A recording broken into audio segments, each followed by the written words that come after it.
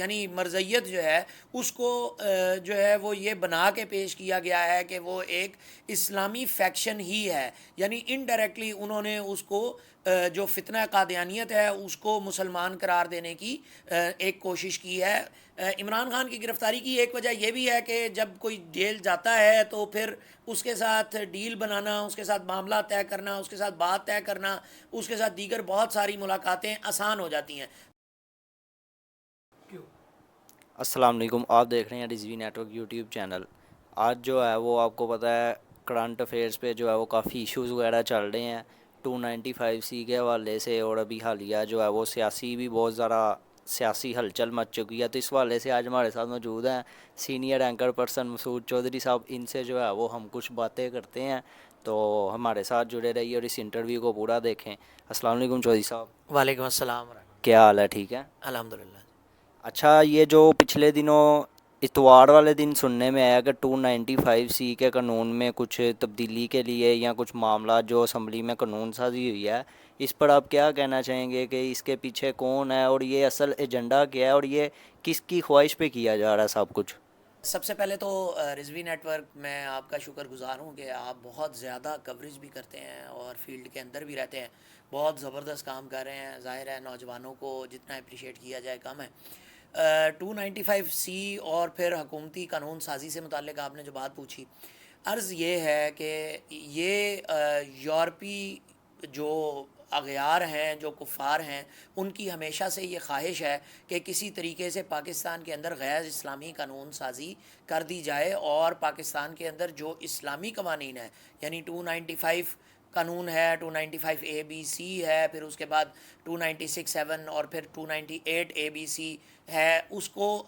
جو ہے وہ ڈورمنٹ کر دیا جائے۔ اگر وہ اس کو کلعدم نہیں کر سکتے، اس کو ختم نہیں کر سکتے، تو اس کو غیر مؤثر قرار دے دیا جائے یا غیر مؤثر کر دیا جائے کہ اس کی امپلیمنٹیشن ختم ہو جائے۔ اس کو امپلیمنٹیشن کو ختم کرنے کے لیے رات میں ایک قانون سازی لائی گئی جو کہ انتہائی مذاق خیز تھی، اور وہ ڈراپ کرنی پڑی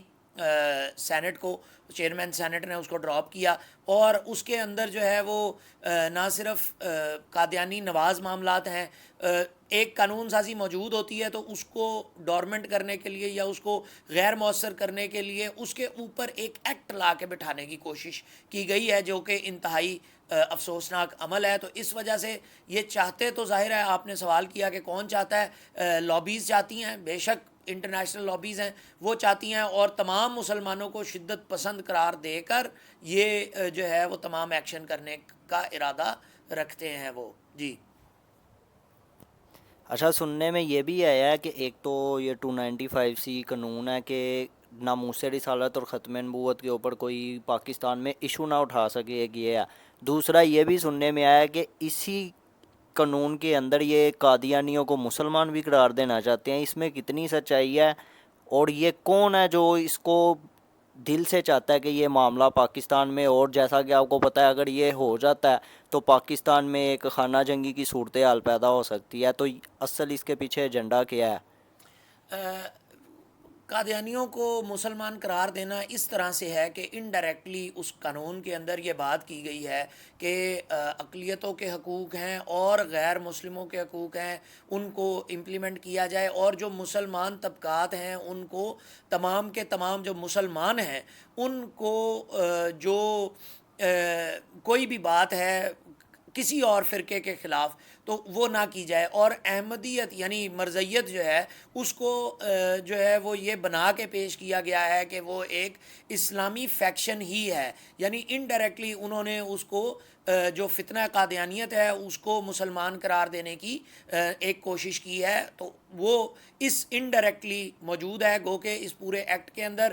قادیانی لفظ، احمدی لفظ یا مرزئی لفظ موجود نہیں ہے، لیکن غیر مسلم اور مسلم فیکشنز کی بات کرتے ہوئے مسلم فیکشنز کے انڈر جو ہے وہ اس کلاز کو جو ہے وہ شامل کرنے کی کوشش کی گئی ہے۔ تو یہ اس طرح سے یہ واردات ہے جس کو کہ سب کے سامنے رکھا گیا ہے، اور یہ یقینی طور پر اب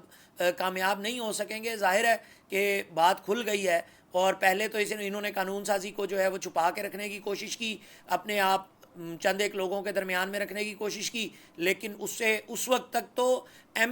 پیز اور سینیٹرز بھی اس قانون سازی سے لا علم پائے گئے. اب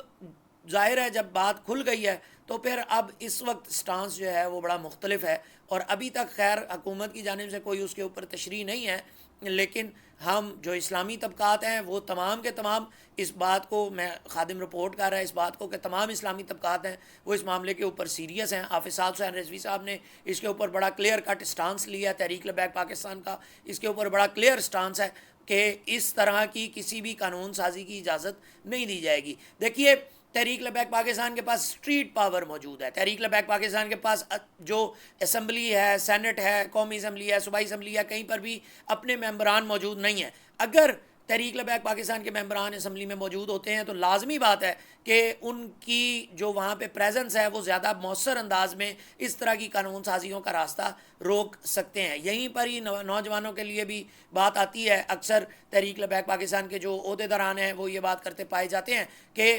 تحریک لبیک پاکستان کے لیے محنت کریں تاکہ تحریک لبیک پاکستان جب اسمبلیوں میں پہنچے تو اس نوعیت کی کسی بھی قانون سازی کو کرنے سے وہ روک سکے. جی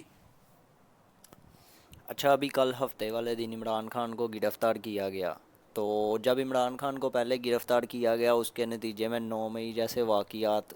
عمل میں آئے, لیکن اب جب عمران خان کو گرفتار کیا گیا تو اس کا رد عمل بالکل زیرو, کچھ بھی رد عمل نہیں دیا گیا. ایک وجہ یہ کہ اس کے پیچھے کیا ہے, اور عمران خان کی گرفتاری کی اصل وجہ کیا ہو سکتی ہے؟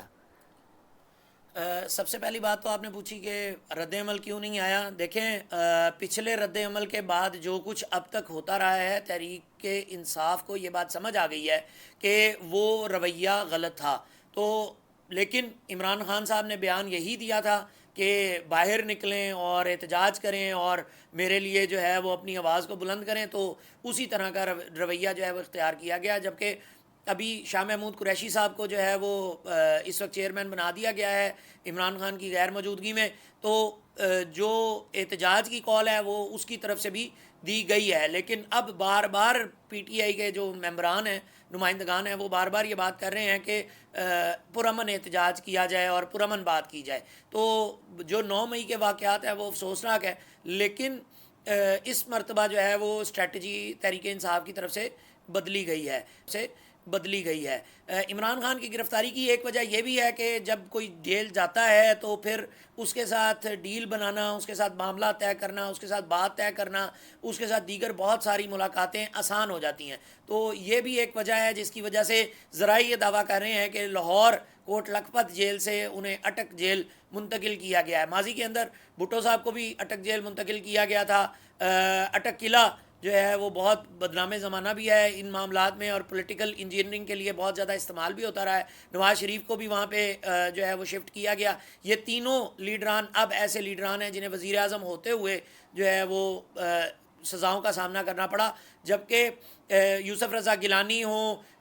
بے نظیر بھٹو ہوں, پاکستان کے دیگر تمام وزرائے اعظم حسین شہید سہروردی سے شروع ہو کے پاکستان میں یہ تاریخ بہت عام ہے کہ بہت سے جو وزرائے اعظم ہیں ان کو گرفتار کیا گیا ہے. ظاہر ہے جب آپ کرسی پہ موجود ہوتے ہیں تو پھر آپ بہت سی ایسی حرکات و سکنات کرتے ہیں جو جن کا پھر ریبٹل بعد میں آتا ہے. بھٹو صاحب نے بھی لوگوں کو مروانے میں کوئی کسر نہیں چھوڑی تھی, لوگوں کے اوپر ظلم کرنے میں کوئی کسر نہیں چھوڑی تھی. تو اب جو ہے وہ نواز شریف صاحب نے بھی جن کو اپنا بھائی کہا تھا, ان کے نتیجے میں اب عمران خان صاحب کو بھی وہ برداشت کرنا پڑ رہا ہے. بہت سارا کچھ ہے جو ان کو برداشت کرنا پڑے گا. ظاہر ہے مکافات عمل بھی ہے کہ جو آپ کرتے ہیں, جو آپ بوتے ہیں, وہ آپ کے سامنے آتا ہے. جی اچھا, ایک بات یہ ہے کہ اب الیکشن جو ہے وہ قریب آ رہے ہیں, اور اس پہ شہباز شریف کا بھی اور دیگر حکومتی ارکان کا بیان موجود ہے کہ الیکشن اپنے وقت پر ہوں گے حکومت کی مدت ختم ہونے پر. لیکن پچھلے دنوں شہباز شریف کا اور ارکان اسمبلی کا یہ بیان سامنے آیا کہ حکومت جو ہے وہ یعنی نون لیگ اس وقت حکومت ختم ہونے والی ہے 12 اگست کو, لیکن وہ 9 اگست کو اسمبلی تحلیل کر رہے ہیں, اور الیکشن کمیشن کے پاس پھر الیکشن کروانے کا ٹائم 90 دن کا ہوگا. تو یہ کیا بات مطلب سمجھ میں نہیں آئی. اگر حکومت 3 دن بعد ختم ہو رہی ہے تو اس سے پہلے اسمبلیاں تحلیل کرنے کا کیا مقصد ہے؟ دیکھیں پولیٹیکل اسٹریٹجی بنانے کی کوشش کی جا رہی ہے, اور کہیں پر نون لیگ یہ چاہتی ہے کہ اس کو کچھ وقت زیادہ مل جائے, لیکن ملے گا شاید نہیں, یہ بات کنفرم ہے کہ اگر انہوں نے جو سمری ہے وہ صدر پاکستان کے پاس بھیجنی ہے اور صدر پاکستان نے اسے ایکسیپٹ کرنا ہے اور پھر اسمبلیوں نے تحلیل ہو جانا ہے. اگر وہ سمری ایکسیپٹ کرنے میں تھوڑا سا بھی لیت و لال سے کام لیتے ہیں تو پھر جو ہے وہ 60 دن میں ہی الیکشن کروانے پڑیں گے الیکشن کمیشن آف پاکستان کو. تو جو آئینی مدت ہے 8 اکتوبر ہے, 8 اکتوبر ہے یا 8 نومبر ہے. اگر 60 دن میں الیکشن ہوں گے تو 8 اکتوبر کو الیکشن بنتے ہیں, جبکہ اگر 8 نومبر کو یا 9 نومبر کو یا 10 نومبر کو جس بھی ڈیٹ کو الیکشن ہوتے ہیں تو وہ 90 دن کی مدت میں ہوں گے. یہاں پر نون لیگ اپنا کھیل کھیلنا چاہ رہی ہے, لیکن پیپلز پارٹی, نون لیگ اور دیگر اس طرح کی پی ڈی ایم کی جماعتیں ہیں وہ اس معاملے کے اوپر اکٹھی نظر نہیں آ رہی. تحریک لبیک پاکستان کا بڑا کلیئر سٹانس ہے اس کے اوپر کہ الیکشن اپنی آئینی مدت کے اندر ہونے چاہیے, اور اگر الیکشن اپنے آئینی مدت کے اندر نہیں ہوتے تو پھر دمادم مس کلندر ہوگا. ابھی فی الحال جو ہے وہ اس طرح کی کوئی بھی بات نہیں ہو رہی کہ الیکشن اپنی آئینی مدت کے اندر نہیں ہوں گے. ہاں اسپیکولیشن موجود ہے, بہت سارے لوگ اپنی مرضی کی باتیں ضرور کر رہے ہیں, بہت سارے لوگ جو ہے وہ نا امیدی پھیلانے کی کوشش کر رہے ہیں, لیکن یہ ماننا ہے خادم کا کہ الیکشن اپنی آئینی مدت کے اندر ہی ہو جائیں گے. جی اگر الیکشن اپنی آئینی مدت کے اندر نہیں ہوتے تو اس کا رد عمل کیا ہوگا؟ کیونکہ پی ٹی آئی نے بھی کافی, وہ تو چاہتے ہیں کہ آئینی مدت سے پہلے ہوں الیکشن, ظاہر ہے 1 سال سے ان کا یہی رونا ہے, لیکن اس کے اوپر جیسے آپ نے کہا حافظ صاحب حسین رضوی صاحب نے بھی بیان دیا ہوا, اگر الیکشن اپنی آئینی مدت میں نہیں ہوتے تو اس کے اوپر جو ہے وہ سخت ری ایکشن آئے گا, اور انہوں نے اپنے بیانات میں بھی کہا اور کافی انٹرویوز وغیرہ, پریس کانفرنس وغیرہ میں. تو دیکھنے میں تو یہی آ رہا ہے کہ الیکشن ابھی نہیں ہو رہے, کیونکہ اگر الیکشن ہونے ہو تو الیکشن کی ظاہر ہے آپ کو پتہ ہے تیاری وغیرہ ہوتی ہے, تو لیکن حالات تو یہ بتا رہے ہیں کہ ابھی الیکشن نہیں ہو رہے. آپ کی بات اپنی جگہ پہ ہے, لیکن خادم اس بات کو کنفرم کر سکتا ہے کہ جو سب سے زیادہ تیاری کے لیے جو چیز درکار ہوتی ہے وہ پیسے ہیں, اور پیسے جو ہیں وہ الیکشن کمیشن آف پاکستان کو دے دیے جا چکے ہیں, بجٹ میں رکھے جا چکے ہوتے ہیں, پہلے ہی ٹینڈرز ہو جاتے ہیں, جو بیلٹ پیپرز ہیں ان کے لیے ٹینڈرنگ ہو جاتی ہے, وہ ٹینڈرنگ ہو چکی ہے, پیپر جو ہے وہ منگوا کے رکھا جا چکا ہے. تو باقی کا پروسیس ہے وہی ہونا ہے. پیسے سب سے بڑی بات ہوتی ہے, وہ پیسے جو ہیں وہ جاری کیے جا چکے ہوئے ہیں. تو اب اگر الیکشن کمیشن اپنی آئینی مدت کے اندر, آئینی وقت کے اندر نہیں کرواتی الیکشن, تو ظاہر ہے وہ پھر ریاست کے جو معاملات ہیں وہ بڑے دیگر جانب چل پڑیں گے, اور اس سے انارکی پھیلنے کا خطرہ رہے گا. جی بہت شکریہ, آپ نے ہمیں ٹائم دیا, ہم آپ کے مشکور ہیں, اور ڈیزوی نیٹ ورک کو سبسکرائب کر لیں اور ہمارے ساتھ جڑے رہیں تاکہ آپ کو سیاست سے متعلق, تحریک لبیک پاکستان سے متعلق ہر نئی اپڈیٹ ملتی رہے. السلام علیکم.